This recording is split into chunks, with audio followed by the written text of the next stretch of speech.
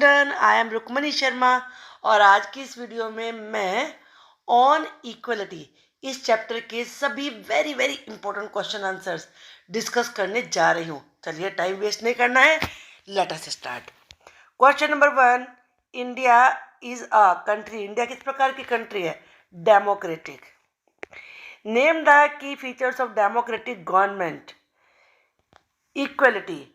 अगर इसमें केवल एक ही आपको की एलिमेंट राइट करना है, एक्चुअली आप फीचर्स नहीं लिखा, फीचर लिखा है तो इक्वलिटी। अगर फीचर्स लिखा होता है तो आपको सारे राइट करने पड़ेंगे, जैसे पीपल्स पार्टिसिपेशन और resolution of conflicts, equality and justice. Question number 3, irrespective of their wealth and communities, each and every adult in country has right to vote, has right to give one vote.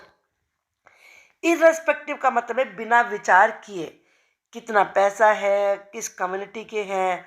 India में हर adult यानी कि 18 और 18 year से ज़्यादा की as वाले लोग सबको एक वोट डालने का अधिकार है।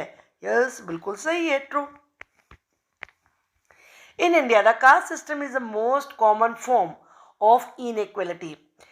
इनइक्वलिटी यानी कि असमानता का जो सबसे कॉमन फॉर्म है इंडिया में वो है कास्ट सिस्टम। ये भी बिल्कुल सही है। Which was the first state in India to introduce mid day meal scheme. Mid day meal scheme को इंट्रोड्यूस का मतलब है लागू करने वाला। कौन सा सबसे पहला स्टेट था? वो था Tamil Nadu. Mention some factors on the basis of which inequality is being practiced in India. वो कारण बताइए जिनके आधार पर इंडिया में इनइक्वलिटी की जा रही है, असमानता की जा रही है। वो है कास्ट, जाति, रिलीजन, धर्म, द क्लास बैकग्राउंड के कौन सी क्लास से हैं, कौन सी जाति के हैं, अमीर है, गरीब है, सेक्स यानी कि आप मेल हैं या फीमेल हैं। इन सारे फैक्टर पर इनइक्वलिटी की जा रही है। When persons are treated unequally, जब लोग अनइक्वली यानी कि उनसे छोटे बड़े का फर्क करके व्यवहार किया जाता है, देयर इज वायलेटेड, तो उनका क्या भंग होता है? आत्मसम्मान, इज्जत, रेस्पेक्ट, डिग्निटी। रेस्पेक्ट को कहते हैं dignity. Every person is equal before the law. Law के सामने सब इक्वल है, सब बराबर है। बिल्कुल सही। Same crime is committed by chief minister of A state.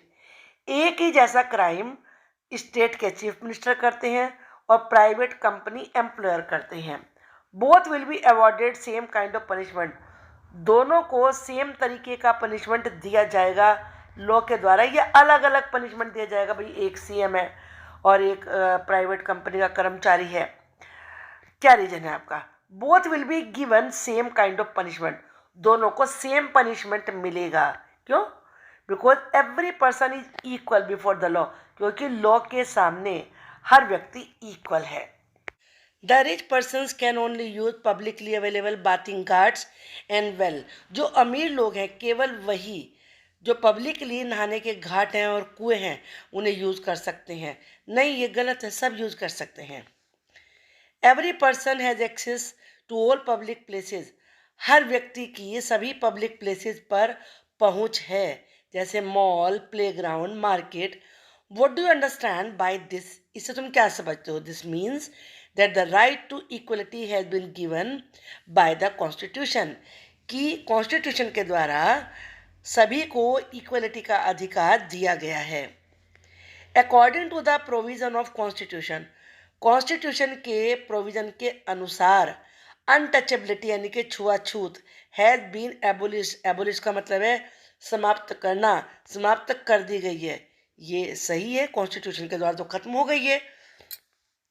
List two ways by which the government has tried to implement equality guaranteed in the constitution. वो दो तरीके बताइए जिन तरीकों से गवर्नमेंट ने कॉन्स्टिट्यूशन में दी गई इक्वलिटी को लागू करने की कोशिश करी है। By law and by government programs और स्कीम्स। एक तो लॉ के द्वारा और दूसरे गवर्नमेंट ने बहुत सारे प्रोग्राम चलाए हैं और स्कीम्स चलाई है। मिड डे मील उसी का एग्जाम्पल है। Name the government scheme which include to provide children with cooked lunch. उस गवर्नमेंट स्कीम का नाम बताइए जिसमें बच्चों को पका हुआ लंच दिया जाता है स्कूल में। वो है mid day meal scheme. Which state started mid day meal scheme for the first time? वो कौन सा स्टेट है जिसने पहली बार मिड डे मील स्कीम लागू की थी? वो था Tamil Nadu. Establishing equality in a democratic society is a continuous struggle. Democratic society में समानता लाना एक निरंतर स्ट्रगल है। ये सही है? यस, बिल्कुल सही है। अब हम शॉर्ट क्वेश्चन देखते हैं। What is civil rights movement? The civil right movement refers to movement. Civil right movement वो आंदोलन है that began in USA in 1950, जो 1950 में यूएसए यानी कि अमेरिका में शुरू हुआ। In which African American people demanded equality before law, जिसमें कि अफ्रीकन अमेरिकन लोगों ने लॉ के सामने समानता की मांग की थी। What do you mean by dignity? Dignity से मतलब क्या होता है? Dignity refer to the thinking of one self and other person as worthy of respect. Dignity का मतलब होता है अपने आप को भी और दूसरे लोगों को भी सम्मान के योग्य मानना। Can a state discriminate against any citizen on the ground of caste and religion? क्या कोई भी राज्य रिलीजन, धर्म और जाति के आधार पर भेदभाव कर सकता है? डिस्क्रिमिनेट का मतलब होता है भेदभाव करना। नहीं, नहीं कर सकता। What do you mean by disabilities act? Disabilities act से आप क्या मतलब समझते हैं? According to disabilities act a person with disabilities has equal rights. कि जो विकलांग लोग हैं उनके भी समान अधिकार हैं। And the government should make possible full participation in society. और गवर्नमेंट को सोसाइटी में अपना पूरा जितना भी संभव हो सके उतना योगदान देना चाहिए। What is Joothan? Joothan is the autobiography of a famous Dalit writer Om Prakash Valmiki. Joothan एक आत्मकथा है, ऑटोबायोग्राफी आत्मकथा, एक फेमस दलित राइटर की जिनका नाम है Om Prakash Valmiki. Why do you think the Ansaris were being treated unequally? आप ऐसा क्या सोचते हैं कि अंसारीज के साथ असमानता का व्यवहार किया गया? The Ansaris were being treated unequally on the basis of differences of religion. धर्म के आधार पर उनसे असमानता का व्यवहार किया गया। Why is Kanta happy? Kanta happy क्यों है?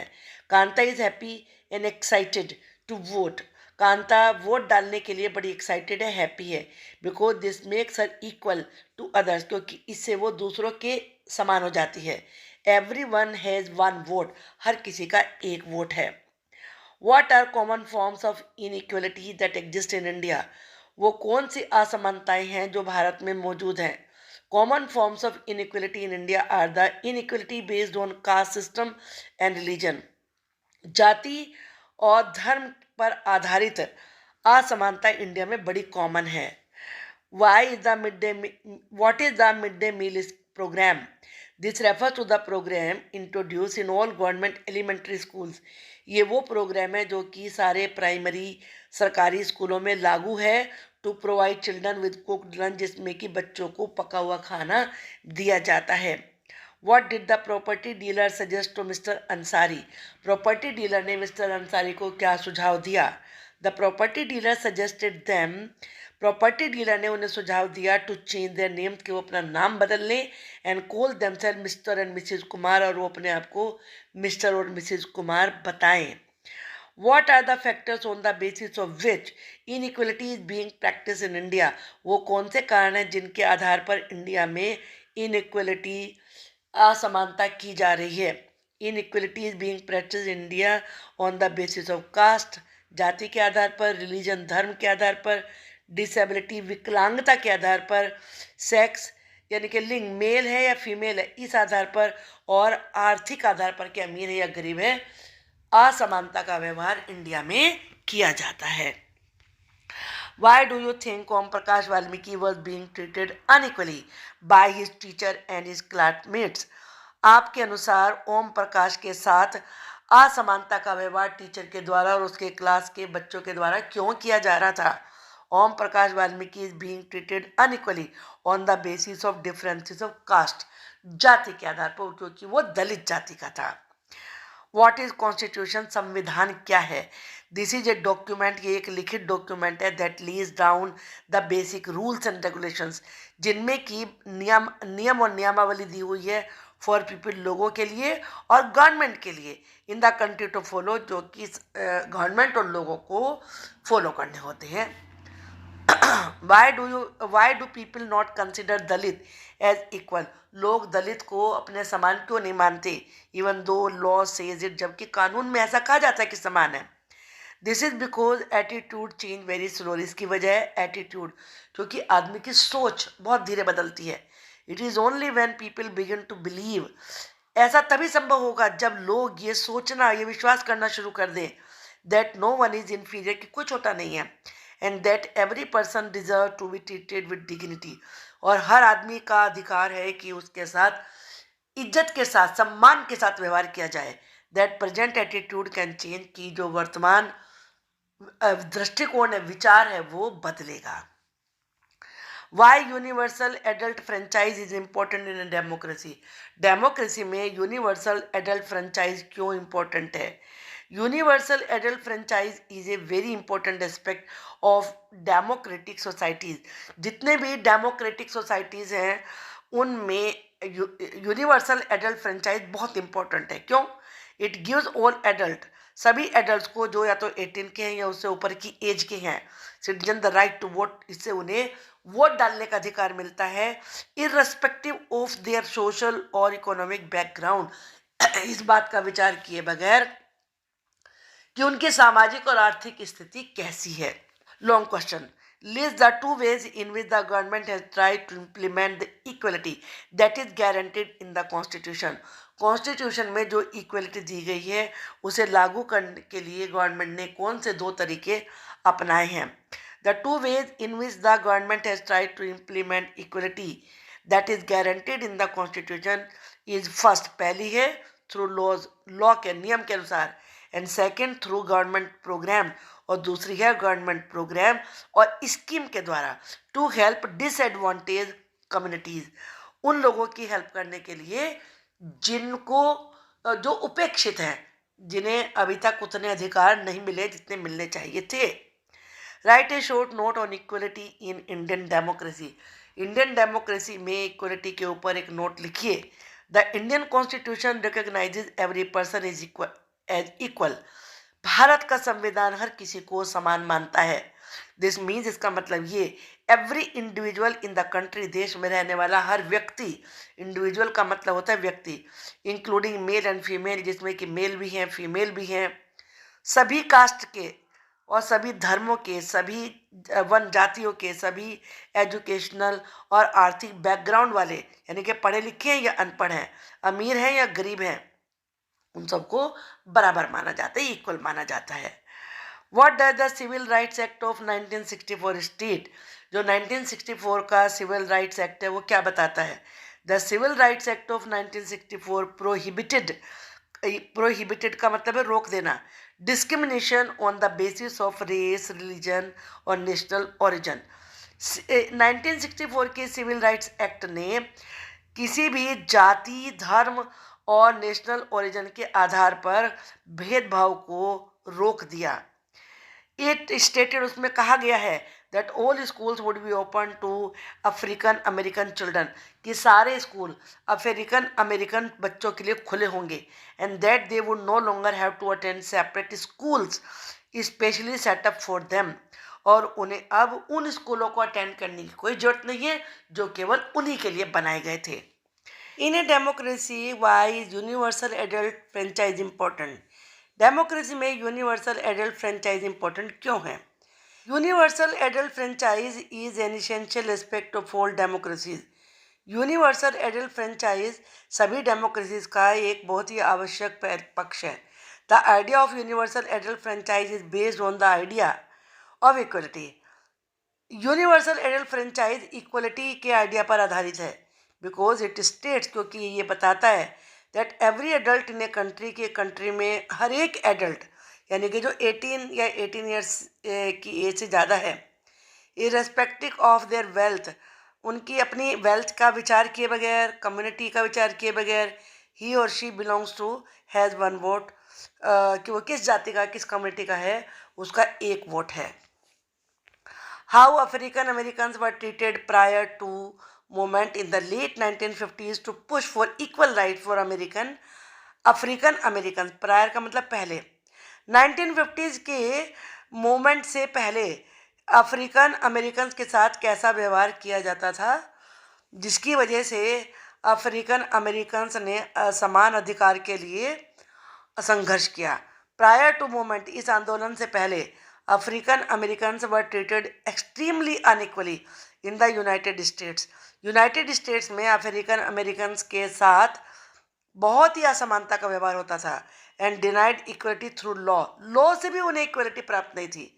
For example, when travelling by bus से ट्रैवल करते समय they either had to sit at the back of the bus, या तो उन्हें बस के पीछे बैठना होता था, और get up from the seat, या अपनी सीट से उठना पड़ता था। Whenever a white person wish to sit, जब भी कोई वाइट पर्सन बैठना चाहे। How did B R Ambedkar view self respect? B R Ambedkar self respect को कैसे देखते थे? अकॉर्डिंग टू हिम, उनके अनुसार, it is disgraceful to live at the cost of one self respect. आत्मसम्मान की कीमत पर जीना बहुत बड़ी बेइज्जती है। Self respect is the most vital factor in life. आत्मसम्मान जीवन का बहुत बड़ा फैक्टर है। विदाउट इट, इसके बिना मैन इज ए सिफर, आदमी जीरो है। To live worthily with self respect, आत्मसम्मान के साथ ठीक से जीने के लिए one has to overcome difficulties, हर किसी को मुसीबतों का सामना करना पड़ता है। It is out of hard and ceaseless struggle alone, बड़े कठोर और निरंतर स्ट्रगल से ही केवल वन डिराइव्स स्ट्रेंथ, आदमी को ताकत मिलती है, कॉन्फिडेंस मिलता है, एंड रिकग्निशन, पहचान मिलती है। What was civil rights movement? Civil right movement क्या था? Rosa Parks was an African American women, वो अफ्रीकन अमेरिकन वुमेन थी। Tired from a long day at work, दिन भर काम करने के बाद थक कर, she refuse to give up her seat on a bus to a white man on 1 December 1955। उसने 1 दिसंबर 1955 में एक वाइट मैन को, गोरे व्यक्ति को, बस में अपनी सीट देने से मना कर दिया। Her refusal that day started a huge agitation, उसके मना करने से एक बहुत बड़ा विद्रोह फैल गया अगेंस्ट द अनइक्वल वेज, असमान तरीकों के विरोध में, जिसमें कि अफ्रीकन अमेरिकन वर ट्रीटेड, जिससे कि अफ्रीकन अमेरिकन के साथ व्यवहार किया जाता था, and which came to be known as the civil right movement, और जिसे सिविल राइट मूवमेंट कहा गया। In what ways was Om Prakash Valmiki's experience similar to that of the Ansaris? Om Prakash Valmiki का अनुभव अंसारी के अनुभव से किस तरीके से सेम है? Om Prakash Valmiki and the Ansaris are being treated unequally on the basis of differences of caste and religion. Om Prakash Valmiki और अंसारी के साथ धर्म के आधार पर, जाति के आधार पर व्यवहार किया जा रहा है, असमानता का व्यवहार।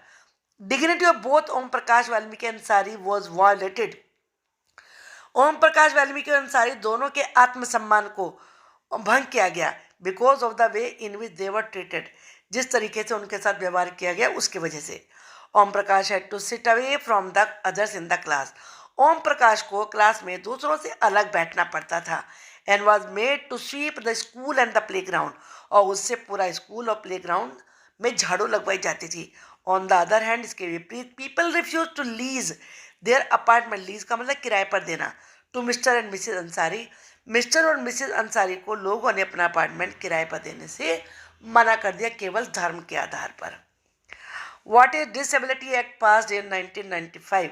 1995 में जो डिसेबिलिटी एक्ट पास हुआ था वो क्या है? The government of India pass the disabilities act in 1955। Government ने डिसेबिलिटी एक्ट 1955 में पास किया, 1995 में पास किया। दिस लॉ स्टेट, ये नियम ये कहता है, या स्टेट का मतलब कहना है, दैट पर्सन विद डिसेबिलिटी के जो विकलांग व्यक्ति हैं, हैव इक्वल राइट्स, उनके समान अधिकार हैं।